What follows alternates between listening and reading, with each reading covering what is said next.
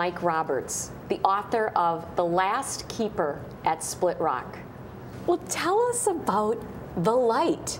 What do you do at a lighthouse? Is there a switch? Is it at the bottom of the stairway, or do you have to go absolutely. up the top? What we had to do is we had to turn it on a half an hour before sunset, and we had to turn it off a half an hour after sunrise. Okay. Now, sunset was important, sunrise wasn't. I mean, if it was an hour, wiggle room. Yeah, if it's an hour, who cares? And there actually was a switch on the wall. You'd walk up there and you'd flip the switch, and it would turn the light on, and it would revolve.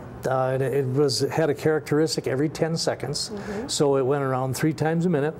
It shined out of both sides, so every 10 seconds it shined, and that's how the people out on the lake found out what it was because of the timing of the light that shined. All right. Is there a distinctiveness to each lighthouse? Every that light, would know? yeah. Some of them are red, some of them are white. Split Rock just happened to be a 10-second light, so what they would do is they would actually time the flash. When it came around, they'd time the flash, so if it's a 10-second, they knew exactly it was Split Rock. Oh, okay. And that's how they found out where they were. Yeah.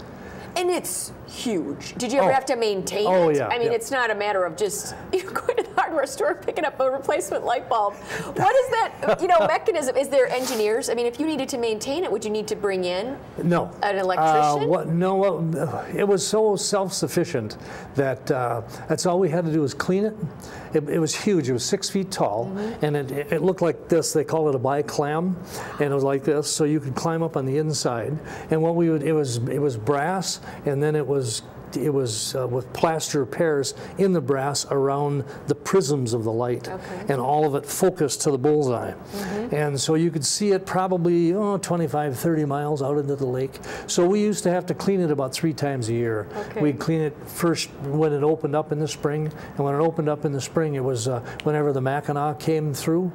The Coast Guard cutter Mackinac was an icebreaker, so they would break ice, and then when that happened, then we would turn the light on. It was usually somewhere around the middle of April, maybe first part of April, and then it ran every day. And we had what was called port and starboard days and weekends. So it was my duty one day, it was the other guy's duty the next day, and then the weekends switched. One week it was my weekend, one week it was his weekend. But it really didn't make too much difference because we were there anyway. Oh, okay. We lived right there. There was two households, basically? Yes. There was actually 3 houses. There was the house that I lived in the westernmost house. Then the middle house was the officer in charge. The one furthest to the east and closest to the lighthouse, that was abandoned at that time. Nobody lived there. And today it's now they've recreated like a lighthouse keeper's house of the 20s. And so they have people that are in costume, that act like they live there and that kind of stuff.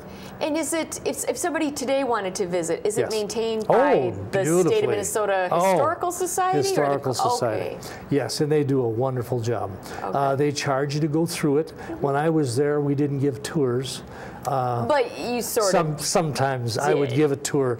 But if you gave a tour, say and it happened more than once. I'd go up in the morning, I'd come down and people say, please, mister, couldn't we have a tour? I'd look around, there'd be nobody there but the husband and wife and a couple kids. So I say, yeah, come on, let's go. So we'd go up to the top, they'd look around, they ooh and they ah, and we'd come back down. Yeah, it's like our Statue of Liberty or something. So when they would leave, now here's 2 more families. They said, well, how about our tour? We're taxpayers, we want a tour too. So you say, well, okay, come on, let's go. There still wasn't too many people. So we'd go up and we'd come down. When they would go to leave, now there'd be 4 families out there waiting for their tour. So that happened a few times. And then pretty soon you just say, I'm really sorry, but we just don't give tours. And the reason, not because we wanted to be jerks about it, but if you did that, that's all you would ever do is give tours. It's a really separate function. So we would turn the light on and off every day. And we had port and starboard weekends, port and starboard days, and we did all the maintenance. We painted everything, we mowed the grass, we plowed the snow, we did security, made sure that the tourists didn't, vandalize the place and haul the stuff off and that kind of stuff. Oh yeah, because you have, the military standard really of you had to have in the summer months the grass, I'm sure, a certain length, and then you also were the person during the winter that would do all the snow plowing? All the snow plowing, yep. And that to me seems like that would be harrowing. It is if you just live in the Twin Cities. And so I'm thinking in that sphere, but look at you, you're saying, well, you know. Yeah, it was really, it was just like being a farmer. You know, you do what has to be done when it has to be done. So if the grass is long, you mow it. If it snowed last night, you plow it.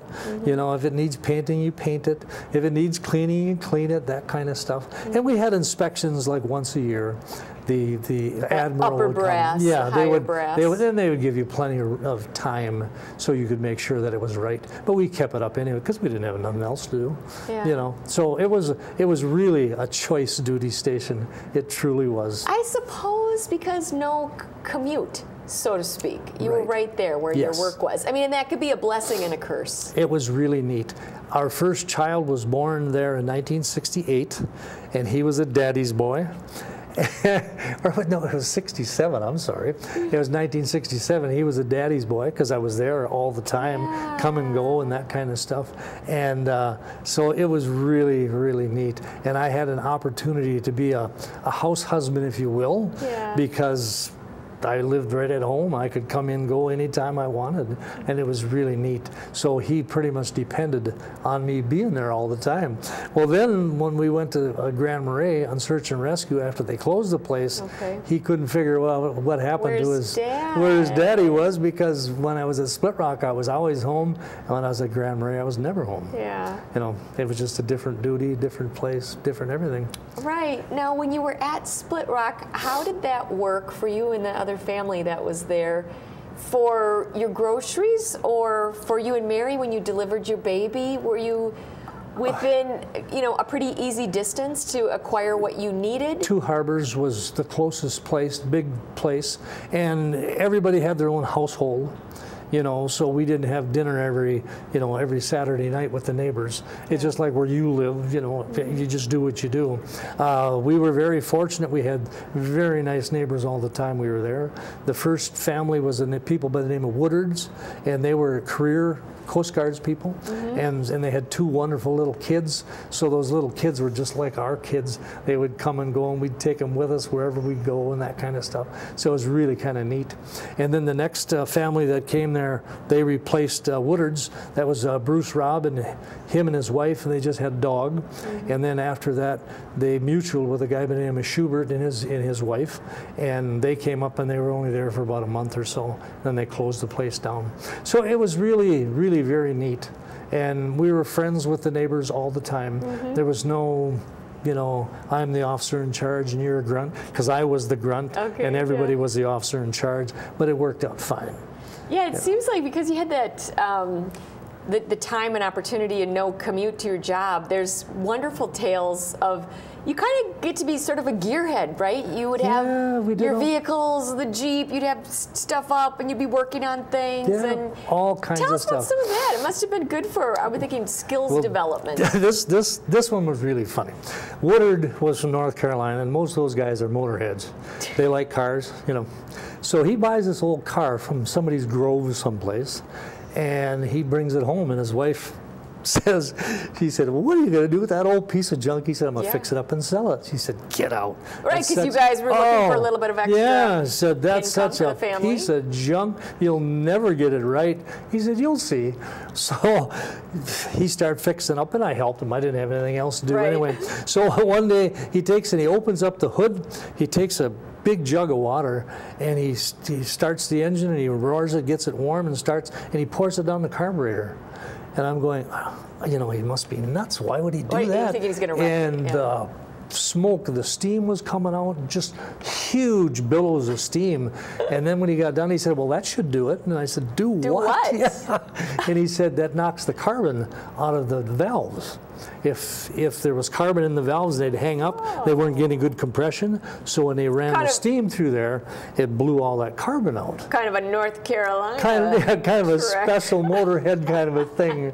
So anyway, I thought that was nuts. And we worked on the Jeep, and we worked on our cars, and we did all kinds of stuff, you know, that we had time to do. And it's interesting, when you have time, you can do a lot of stuff. If you have time and money, that's even better. That's even better. And that's what you have now with your retirement. Yeah, now I can do lots of stuff. So before we close out, I want you to tell folks how to get your book? Well, they can order it from Amazon.com. They can also go to Barnes & Nobles. They have it there. They can get it from North Star Press, which is out of St. Cloud. Out of St. Cloud. And also I sell them myself. I don't have a website. I'm working on a website now. So I sell, and then I go from place to place and I give talks, you know, about my time as the last keeper of Split Rock.